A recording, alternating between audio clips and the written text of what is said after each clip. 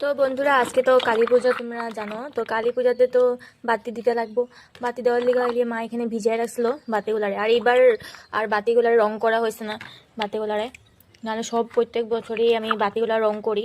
আর গ্যাসের বছর তো আঙ্গ ওষুধ আসলো, আমি এত সুন্দর করে মানে বাতি রং করছিলাম, বাতিগুলা রং করছিলাম, তারপর দিকে ওষুধ করে গেছে না। আর এইবার এরকম টাইমে আনছে, মানে এটা কালকে রাত্রেবেলা আনছে। তো আজকে আমি কি আমি করুম, কালার করুম, ধোয়াই হয়েছে না, আমি কি কালার করুম। তো এইবার আর মানে কালার করা হয়েছে না, এমনি এবার দেওয়া হইব, কালার করাই হয়েছে না।